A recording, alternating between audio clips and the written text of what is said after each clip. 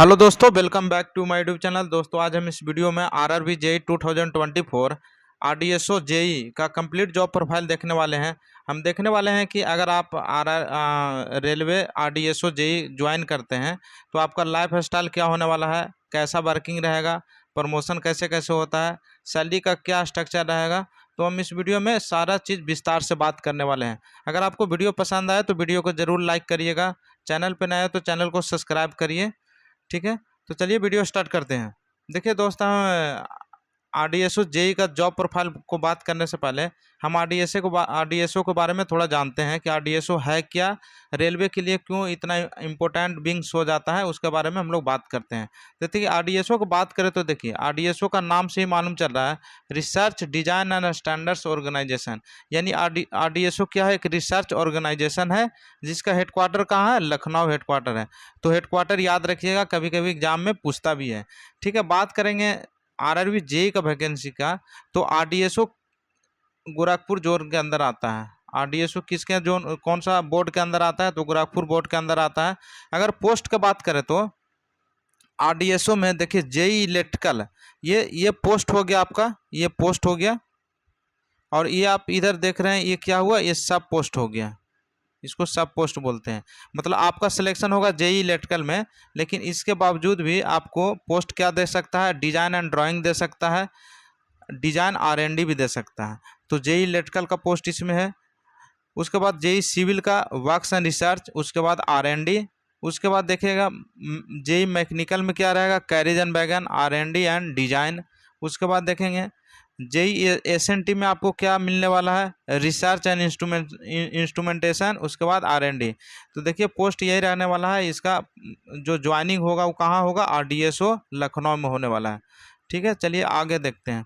देखिए आरडीएसओ क्या है, research development wing of ministry of railway. RDSO क्या है, मिनिस्ट्री ऑफ रेलवे का रिसर्च एंड डेवलपमेंट यूनिट है, विंग्स है। ठीक है, और ये बहुत महत्वपूर्ण योगदान देता है रेलवे का मतलब कोई भी न्यू डिज़ाइन आता है, कोई भी नया टेक्नोलॉजी आता है, उसको रिसर्च करके डिज़ाइन करके अप्रूवल देने के लिए आरडीएसओ काम करता है। ठीक है, इसको देखिए आरडीएसओ को हम लोग टेक्निकल एडवाइजर या टेक्निकल कंसल्टेंट भी बोलते हैं।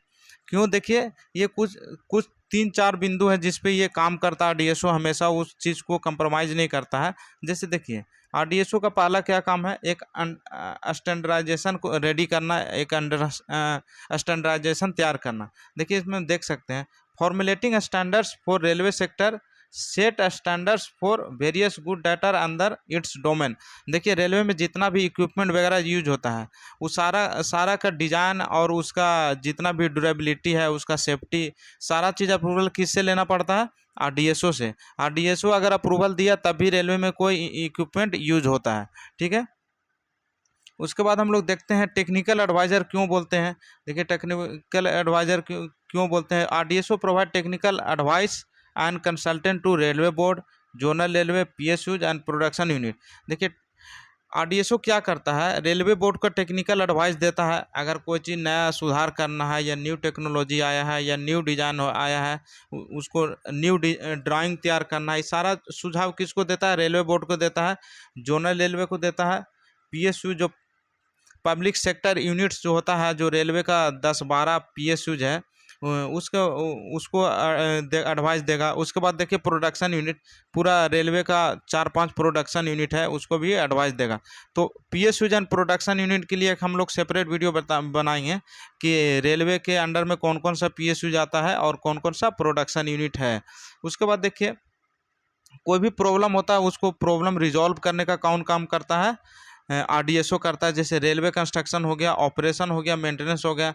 रेलवे एक डिज़ाइन तैयार करता है, ड्राइंग तैयार करता है कि इसका कंस्ट्रक्शन कैसे होना चाहिए, इसका क्या डिज़ाइन होना चाहिए, इसका क्या लेआउट होना चाहिए, सारा डिज़ाइन कौन करता है, आरडीएसओ तैयार करता है।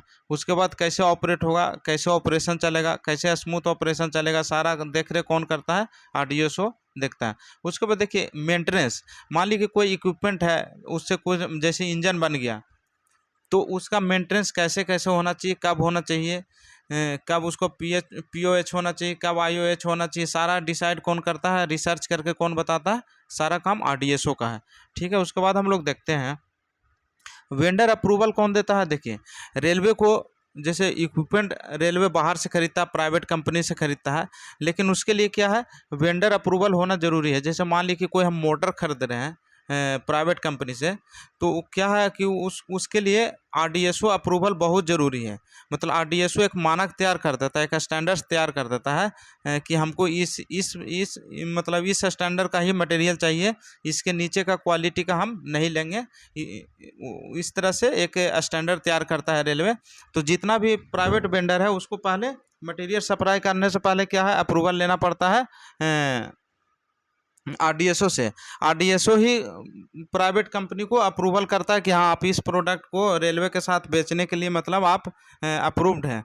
ठीक है। और क्या क्या एश्योर करता है, इंश्योर क्या क्या करता है आरडीएसओ, देखिए, प्रोडक्ट एंड सर्विस, क्वालिटी के बारे में, रिलायबिलिटी के बारे में, सेफ्टी के बारे में। ये 3 इंपॉर्टेंट बिंदु है जिस पर आरडीएसओ काम करता है। क्वालिटी में कंप्रोमाइज़ नहीं करेगा, भरोसेमंद होना चाहिए। देखिए, इसीलिए रेलवे में जो भी मटेरियल आता है उसका जो वारंटी पीरियड कितना साल का रहता है, 30 महीने का वारंटी पीरियड रहता है। किसी किसी आइटम का कितना महीना का रहता है, 36 महीने का वारंटी पीरियड रहता है। उसके बाद देखिए, रेलवे सेफ्टी के लिए कभी कंप्रोमाइज़ नहीं करता है, क्योंकि रेलवे मैन लॉस नहीं होना चाहिए। दूसरा चीज़, ट्रेन का कोई भी लॉस नहीं होना चाहिए, इंजन को लॉस नहीं होना चाहिए। तीसरा, ट्रैक को लॉस नहीं होना चाहिए। इससे रेलवे को बहुत बड़ा नुकसान हो जाता है। तो रेलवे सेफ्टी में कोई भी कंप्रोमाइज़न नहीं करता है। ठीक है। उसके बाद हम लोग देखते हैं, कोई भी न्यू डिज़ाइन आया है, न्यू डिज़ाइन तैयार करना आरडीएसओ करेगा। कोई advance technology, day by day technology बढ़ रहा है, ये सारा चीज़ कौन रिसर्च करता है, आरडीएसओ करता है, और इसको इम्प्लीमेंट करने का प्रयास करता है। जैसे रोलिंग स्टॉक हो गया, लोकोमोटिव हो गया, सिग्नल हो गया, टेलीकम्युनिकेशन हो गया, रेलवे ट्रैक हो गया, डिज़ाइन एंड इंस्पेक्शन। देखिए, जैसे आप मान सकते हैं कि हमको रेलवे ट्रैक है, जो रेल जिसको बोलते हैं, जो आयरन का, लोहा का रहता है, उसका कितना, कैसा डायमेंशन होना चाहिए, कितना उसका कंपैक्टनेस होना चाहिए, कहाँ पे किस तरह का डिज़ाइन होना चाहिए, सारा कौन तैयार करता है, आरडीएसओ तैयार करता है उसका रिसर्च करके। उसके बाद देखते हैं, स्लीपर है, स्लीपर का क्या डिज़ाइन होना चाहिए, उसका वेट लगभग कितना होना चाहिए, सारा चीज़ अप्रूव करता है आरडीएसओ। उसके बाद देखते हैं कि आरडीएसओ के अंदर में क्या क्या रहता है, जिसके वजह से जिसके हेल्प से आरडीएसओ इतना सारा चीज़ कर पाता है।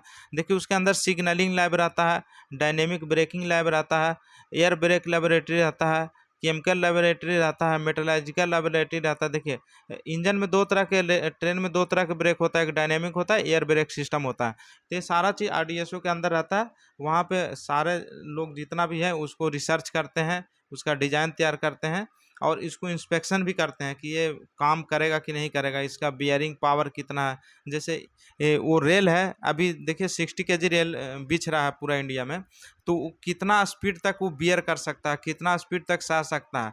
ऐसा नहीं कि हम रेल बिछाएं 60 केजी, हम स्पीड 200 हाई स्पीड ट्रेन चला देंगे तो ट्रैक उखड़ जाएगा। तो इसीलिए सारा चीज़ कौन रिसर्च करता है, कौन मानक एक स्टैंडर्ड तैयार करता है, आरडीएसओ तैयार करता है। ठीक है।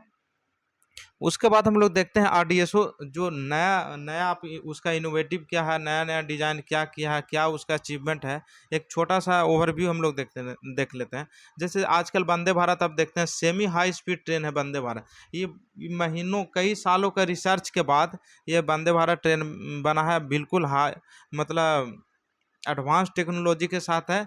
ये फॉरेन में जो ट्रेन चलती है, हाई स्पीड ट्रेन, उसके आधारित है। आने वाला दिन में ये सेमी हाई से हाई स्पीड ट्रेन हो जाएगा। ठीक है। उसके बाद हम लोग देखते हैं कवच। देखिए, कवच को टिकास भी बोलते हैं, TCAAS, ट्रेन कोलाइजिंग अवॉइडिंग सिस्टम। देखिए, कवच एक बहुत इम्पोर्टेंट मतलब रोल अदा करने वाला है। जिस दिन रेलवे में पूरा पूर्ण रूप से इम्प्लीमेंट हो जाएगा, पूर्ण रूप से लग जाएगा, पूरा ट्रैक पे बिछ जाएगा, स्टेशन पे लग जाएगा, सारे इंजन में लग जाएगा। इसका इक्विपमेंट मतलब इंस्टॉलेशन कहाँ कहाँ तो है, एक तो ट्रैक पे लगता है, दूसरा इंजन में लगता है, तीसरा रेलवे स्टेशन पे लगता है, स्टेशन बिल्डिंग पे लगता है। इसमें क्या, रेडियो फ्रिक्वेंसी पे काम करता है। ये बहुत ही शानदार है। जो 2 ट्रेनें एक दूसरे से टकरा जाता है ना, उसको अवॉइड कर देगा। एक दूसरे से ट्रेन टकराएगा नहीं अगर कवच लगा हुआ है तो। ऑटोमेटिक इटसेल्फ ब्रेक अप्लाई कर देगा, मतलब उसका ऐसा फीचर है। इसका लगभग 6 से 7 ट्रायल, मतलब सक्सेस ट्रायल हो चुका है। ठीक है। उसके बाद देखते हैं मॉडर्न कोच, आप डबल डेकर वगैरह देख सकते हैं, उसमें नंबर ऑफ पैसेंजर ज़्यादा बैठ सकते हैं कोच में। उसमें एक तो नीचे रहता है, फ्लोर पे बैठने वाला रहता है, उसके बाद रहता है क्या है, फर्स्ट फ्लोर बना दिया है, मतलब एक ग्राउंड फ्लोर, एक फर्स्ट फ्लोर। मतलब उसको डबल डेकर ट्रेन बोलते हैं। तो ये देखिए, ये सारा चीज़ किसका रिसर्च के अनुसार बनता है, ये आरडीएसओ रिसर्च करता है, उसको अप्रूवल देता है, फिर उसको बनाया जाता है। उसके बाद देखते हैं, आजकल देख रहे हैं 3AC, जो AC 3 टायर है, उसमें क्या इकोनॉमिक कोचेज आने लगा है। इकोनॉमी, उसका इंटीरियर डिजाइन कैसा होना चाहिए, कैसे पैसेंजर को कंफर्ट कंफर्ट रहेगा, पैसेंजर के कंफर्ट लेवल का ध्यान रख के। देखिए उसमें एक चीज़ और देखते हैं, आजकल क्या किया है कि जैसे पहले लाइट ऑन करते थे ना, तो पूरा कंपार्टमेंट का लाइट तो जलता ही था, लेकिन उससे क्या होता, दूसरा पैसेंजर डिस्टर्ब हो जाते थे। लेकिन इस अब क्या क्या हो गया, हर एक के सीट पे एक डोम लाइट रहता है, स्पॉट लाइट जिसको बोलते हैं। अगर आपको कुछ पर्सनली काम है तो आप अपना लाइट जलाइए, अपना काम करिए, दूसरा कोई डिस्टर्ब नहीं होगा। तो ये सारा चीज़ रिसर्च करते करके एक नया इनोवेशन के साथ नया डिज़ाइन तैयार करता है, उसको इम्प्लीमेंट भी करता है। ये सारा काम आरडीएसओ के अंदर में होता है। ठीक है, देखिए एक विस्टा डोम कोच है। विस्टा डोम कोच क्या है, एकदम बिल्कुल हाईली एडवांस्ड कोच है। इसमें बैठ के आप बाहर का पूरा चीज़ देख सकते हैं, मतलब पूरा ट्रांसपेरेंट बना दिया है। और अंदर का इंटीरियर का डिज़ाइन बहुत सुपर स्टाइलिश डिज़ाइन है। तो ये धीरे धीरे मतलब अभी बनना शुरू हो गया, इसका डिज़ाइन ऑलरेडी बन गया है। इसका जिसको प्रोटोटाइप बन चुका है ऑलरेडी। ठीक है, प्रोटोटाइप मतलब कि एक सैंपल तैयार होता है, सैंपल बन चुका है, इसको बाद में इम्प्लीमेंट होने वाला है। ठीक है, उसके बाद देखते हैं ऑफिसर का क्या स्ट्रेंथ है। अगर बात करते हैं आरडीएसओ में, तो ऑफिसर कैसे कैसे हैं, क्या क्या रैंक है, किस हिसाब से ऑफिसर का स्ट्रेंथ क्या है, उसके बारे में बात करें। देखिए आप देख सकते हैं 3 जेई और एसएससी पे एक ऑफिसर, मतलब समझिए ऑफिसर कितना है आरडीएसओ में। 3 जीएम, जिसको जनरल मैनेजर और डायरेक्टर जनरल भी बोलते हैं। देखिए लेटेस्ट में जुलाई 2024 में उदय बोरवांकर जो है वो डिप्टी डायरेक्टर जनरल बने हैं आरडीएसओ के। तो इसको याद रखिएगा, रेलवे के आने वाले एग्जाम में पूछा जा सकता है। ठीक है, लगभग 17 HAG officer, higher administrative grade officer कितना है, लगभग 17 हैं आरडीएसओ में।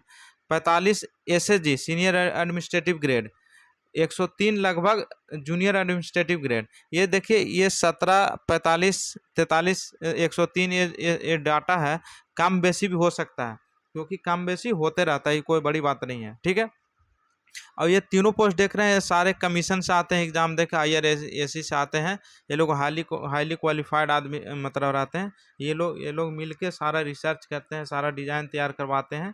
तो अगर आप आरडीएसओ में काम कर रहे हैं तो ये बहुत प्राउड की बात है। पहला चीज़ क्या है कि आपको फिक्स है, पहले से मालूम है कि अगर हमको आरडीएसओ मिला तो हमको लखनऊ में ही जॉब करना है।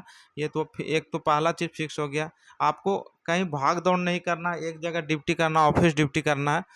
ठीक है, तो ये एक बहुत अच्छा पोस्ट है आरडीएसओ में जेई का।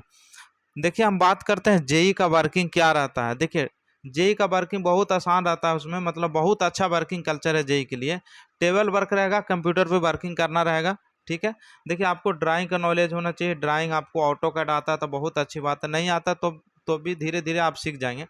देखिए आपको ड्राइंग तैयार करना है, डाटा एनालिसिस करना है। जो भी ऑफिशियल रिपोर्ट आता है उसका डाटा एनालिसिस करना है। जाके मान ली कि ट्रेन में कोई एक्सीडेंट हुआ, किस वजह से हुआ, इंजन में कुछ फॉल्ट आ गया तो किस वजह से हुआ, उसका डिज़ाइन चेंज करना पड़ेगा क्या, ये सारा चीज़ क्या है उसको एनालिसिस करना पड़ता है। किसी भी स्पेसिफिकेशन पे काम करना पड़ता है। ये छोटा छोटा पॉइंट को मिस नहीं कर सकते हैं, छोटा छोटा पॉइंट पे दम काम करना पड़ता है। क्योंकि आप छोटा मिस्टेक करेंगे, यहाँ पे बड़ा हादसा हो सकता है। इसलिए क्या है, वहाँ पे छोटा छोटा मिस्टेक पे भी काम किया जाता है, छोटा छोटा पॉइंट पे भी। उसके बाद देखते हैं हाईली क्वालिफाइड वर्किंग रहता है। जो भी वहाँ पे काम कर रहे हैं, जो भी काम हो रहा है वहाँ पे बिल्कुल हाईली क्वालिफाइड है। मतलब ऐसा नहीं कि लुचू पुचू कर रहे हैं, ऐसा कुछ नहीं है। वहाँ पे क्या है, बिल्कुल एक स्टैंडर्ड है, उसके अनुसार काम होता है। तो देखिए फुल्ली टेक्निकल माइंड यूटिलाइज होगा वहाँ पे। जो भी आप मैकेनिकल में पढ़े हैं, थर्मोडायनेमिक्स पढ़े हैं, प्रेशर का कॉन्सेप्ट पढ़े हैं, जितना पढ़े हैं वो सब टेक्निकल यूज होने वाला है वहाँ पे। तो एक तरह से अच्छा है टेक्निकल बंदा के लिए कि आप जो पढ़े हैं वो आपका सर्विस में यूज हो रहा है, ये बहुत बड़ी बात है। उसके बाद देखते हैं, अगर वर्कलोड की बात करते हैं जेई का, तो देखिए प्रोजेक्ट चलता है, प्रोजेक्ट वर्किंग होता है आरडीएसओ में। तो ऐसा नहीं है कि आज नया नया प्रोजेक्ट आया, इसको 2 दिन में ख़त्म कर दिया, ऐसा तो होता नहीं है। ये महीनों महीनों सालों साल प्रोजेक्ट चलता है, तो आपको प्रोजेक्ट वर्किंग में काम रहेगा। वेरी इनोवेटिव रहेगा। देखिए हर एक बार क्या होता है, नया नया टेक्नोलॉजी आते रहता है, उसके अनुसार अपने आप को भी अपडेट रखना पड़ेगा आपको। हाईली सेंसिटिव रहना पड़ेगा। मतलब क्या है कि आप छोटा छोटा मिस्टेक नहीं कर सकते हैं, आप छोटा छोटा पॉइंट पे भी आपको केयर करना पड़ेगा। देखिए RDSO है तो वहाँ पे रिसर्च वर्क तो होगा ही, ठीक है। उसके बाद हम लोग देखते हैं, अगर जेई का ड्यूटी के बारे में बात करते हैं तो जेई का ड्यूटी जनरल शिफ्ट में भी रहेगा और शिफ्ट वाइज भी रहेगा। शिफ्ट 3 शिफ्ट मतलब क्या हुआ, मॉर्निंग शिफ्ट, आफ्टरनून शिफ्ट और नाइट शिफ्ट, तो दोनों तरह के जॉब नेचर है वहाँ पे है। प्रमोशन की बात करें तो वहाँ पे देखिए very less as compare to open line और जोनल रेलवे जेई। देखिए वहाँ पे थोड़ा सा जेई के लिए एक थोड़ा सा डिमेरिट पॉइंट ये हो जाता है कि जो प्रमोशन है ना, जो जोनल रेलवे का जेई है उससे थोड़ा कम होता है। कम होता है कि मतलब बहुत कम होता है। आप वहाँ से जेई से एसएससी बन जाएंगे, लेकिन उसके बाद ज़्यादा स्कोप नहीं है। वही अगर जोनल रेलवे की बात करते हैं तो जोनल रेलवे में क्या है, जेई बनेंगे, एसएससी बन जाएंगे, एसएससी के बाद आप एडी बन जाएंगे, असिस्टेंट डिविजनल इंजीनियर बन जाएंगे, उसके बाद डी बन जाएंगे, उसके बाद सीनियर डी बन जाएंगे। तो ओपन लाइन में सिर्फ आपको क्या है, ये तो बिना एग्जाम के पास हो जाता, मतलब वो प्रमोशन हो जाएगा। एडी बनने के लिए आपको डिपार्टमेंटल एग्जाम देना पड़ेगा, फिर डी और सीनियर डी के लिए आपको प्रैक्टिकली ऑटोमेटिक प्रमोशन हो जाएगा। तो अगर प्रमोशन के हिसाब से देखें तो RDSO जेई का प्रमोशन बहुत कम है। दूसरा चीज़, जो जोनल रेलवे में जितना भी जेई और एसएससी होते हैं वो क्या होता है, सुपरवाइजरी ग्रेड का होता है, सुपरवाइजर वाला काम करते हैं, सुपरवाइजरी करते हैं। लेकिन वही RDSO का जेई ये नहीं कर पाते हैं। क्लर्क के जैसा गए, अपना रिसर्च में जो भी है वो काम कर रहे हैं, तो वहाँ पे खुद काम करना पड़ता है, खुद दिमाग को यूज करना पड़ता है, क्योंकि पूरा रिसर्च एंड डेवलपमेंट जो भी है वो पूरा माइंड का दिमाग है। प्रोजेक्ट क्या है उसका डाटा तैयार करना, एनालिसिस करना, उसके बाद लेआउट तैयार करना, तो ये सारा काम वहाँ पे चलते रहता है। बात करते हैं सैलरी का, तो सैलरी देखिए आपको ट्रेनिंग में सैलरी कितना मिलने वाला है, बेसिक प्लस डीए मिलेगा तो लगभग 35,400 प्लस 17,700 मिलेगा। तो लगभग ट्रेनिंग में आपको कितना सैलरी मिलेगा, 52-53 हज़ार मिलने वाला है। ट्रेनिंग के बाद आपको देखिए सैलरी स्ट्रक्चर क्या रहेगा, बेसिक रहेगा 35,400, अगर डीए की बात करें तो 17,700 रहेगा, जो कि 50% ऑफ बेसिक अभी चल रहा है 1 जनवरी 2024 से। उसके बाद HRA की बात करते देखिए, अगर आपको लखनऊ में पोस्टिंग होगा तो लखनऊ क्या सेकंड टायर सिटी में आता है, तो आपको वाई ग्रेड सिटी में आता है, तो आपको कितना मिलने वाला है, बेसिक का 20% मिलने वाला है वहाँ पे HRA, तो आपको 7,080 रुपया हो जाएगा। उसके बाद टीए आपको 5400 प्लस 2700, मतलब अगर एक सिटी में है तो 5400, नहीं तो 2700 अदर में। तो आपको वहाँ पे आज जेई आप ज्वाइन करते हैं लगभग आपको 65,000 अप्रोक्स सैलरी बनने वाला है। तो चलिए वीडियो का आज यहीं समाप्त करते हैं। अगर आपको वीडियो इन्फॉर्मेटिव लगे, अगर आपको वीडियो पसंद आए तो वीडियो को लाइक करिए, चैनल पे नए हो तो चैनल को सब्सक्राइब करिए। अगर आपको अभी भी किसी तरह का कोई डाउट है तो आप मुझे कमेंट करें, मैं आपको पर्सनली रिप्लाई दूंगा। इसके बाद अगर आपको किसी और टॉपिक पे वीडियो चाहिए तो भी कमेंट करिए, मैं वीडियो बनाऊंगा। ओके, धन्यवाद।